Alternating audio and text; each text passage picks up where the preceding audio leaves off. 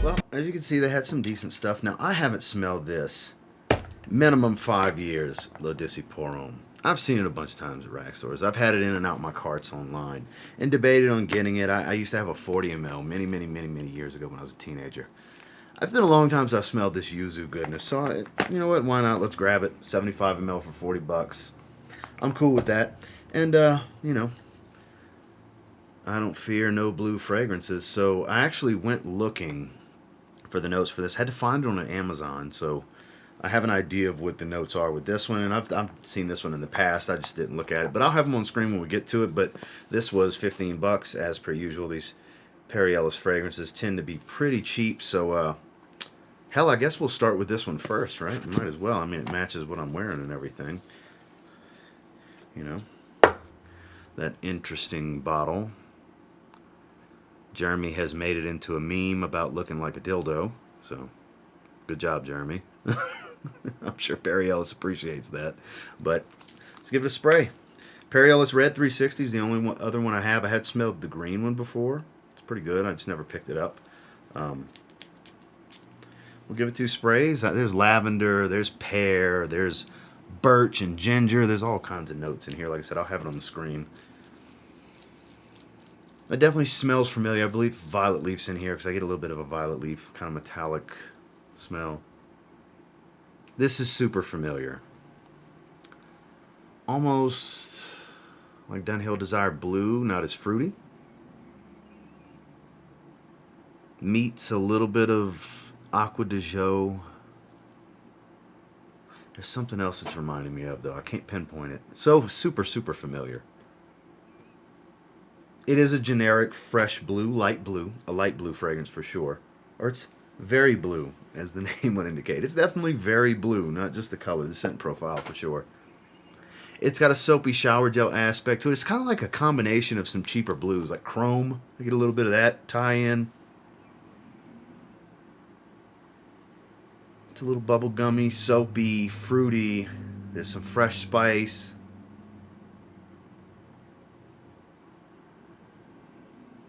almost like a little bit of Bleu de Chanel, like Bleu de Chanel meets Chrome. I think would be the absolute most accurate way for me to describe how it smells to me. Bleu de Chanel meets Chrome is what this smells like to me. I like it. I like it. I like stuff like this. I'll probably wear this out the shower as the summer heats up. This will probably be a good gym fragrance for me. I didn't buy it with the intention of this being some powerhouse, super crazy good hidden gem.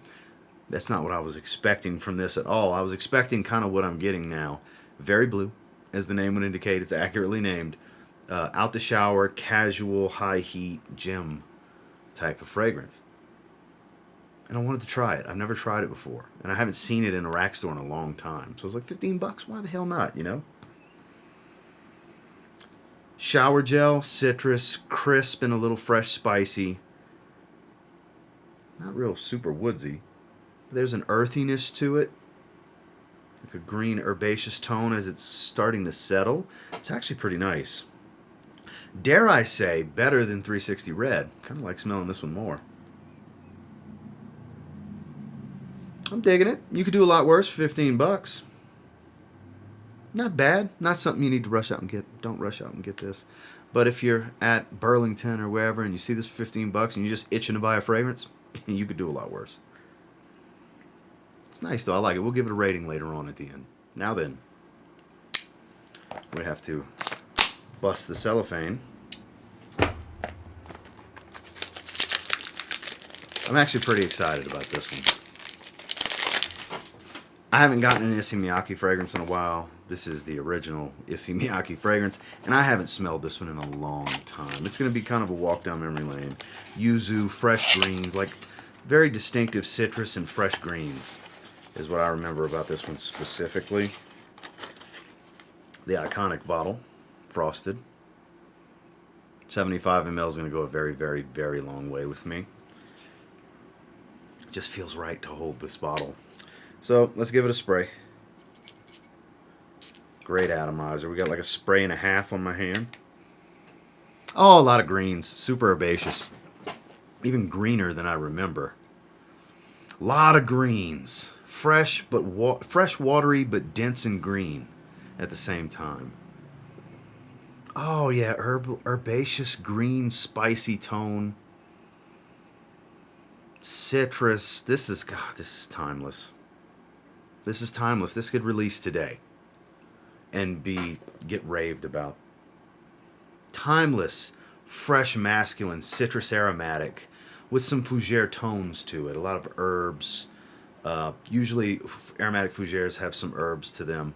And that's kind of what I'm getting here. There's probably some coumarin and stuff like that in here. It's a complex note breakdown. I don't remember the notes specifically. I know there's a lot of greens. Yuzu, obviously, the note it's most known for. There's other citruses here, though. It's aromatic, bright, kind of zesty and spicy green, though, for sure. Timeless. This is signature. This is a lot of people to this day. This is their signature scent. This is that one, put it on the corner of the dresser, spray it before you leave to go wherever. To work, run errands, to dinner, whatever. It works.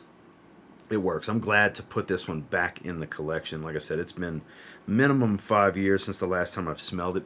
Much longer than that, probably. I'm just putting a safe number on it.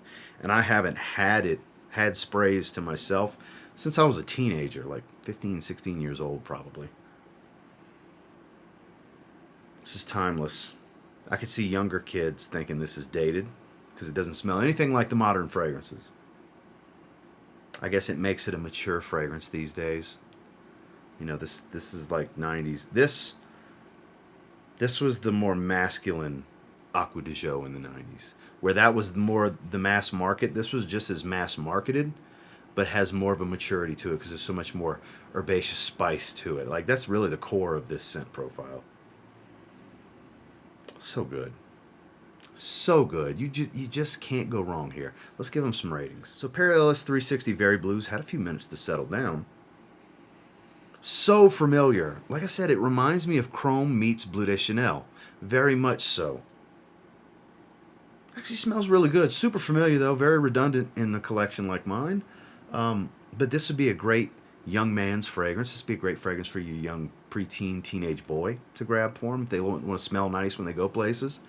This is a good little starter fragrance kind of thing.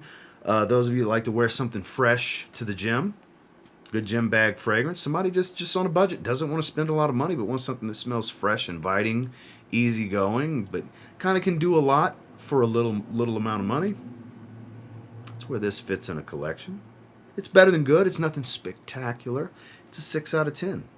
It's a 6 out of 10. It's like I said, it's better than good. It smells really good. It's just nothing phenomenal. Like, this is better than most Nautica fragrances, I would say, for the most part. Not all of them. Like Voyage and stuff like that, I'd still take over this for sure. This smells like it could fit in the Voyage line too. Kind of like Nautica Voyage Sport, maybe. Maybe that's where I'm getting the tie-in here. I don't know. But it's nice. I'll go with the 6 out of 10. Now, L'Eau d'Issey pour Homme. This is too good. This is too good. This doesn't smell like I paid $40. It smells of pretty good quality still, though I'm sure it's been through many formulas at this stage. It's been around for, I don't know, close to 30 years, something like that, around that time frame. And it's got some strength, some body. It's got some balls to it, I think would be the best way to put it, if I'm being blunt and honest here. It's got some balls. It's rich and full-bodied, dense greens, spices, while still having this airy, watery citrus smell to it. I'm sure as it settles down more, it'll be more woodsy, maybe some musk, but definitely some woods will come in, but it's all about spicy greens right now, really. It's still great, which gets it an 8. 8 out of 10. L'Eau d'Issey pour Homme from Issey Miyake. I don't think too many people will be disappointed with an 8 out of 10 rating, because a lot of you will agree. Some of you are going to say, it's a 10. It's a damn 10. You're undershooting it. Hey, if you love it that much, you love it that much. 8's a great rating, hence why it falls into great under my rating system. But I'm so happy to have this one. I have snow coming over the next few days, so it's not coming in the rotation just yet. But as soon as I get in the 70-degree Fahrenheit range, this is going into the rotation, and I'm going to be wearing it pretty soon. Might even do a revisit review. Comment down below if you want to see that.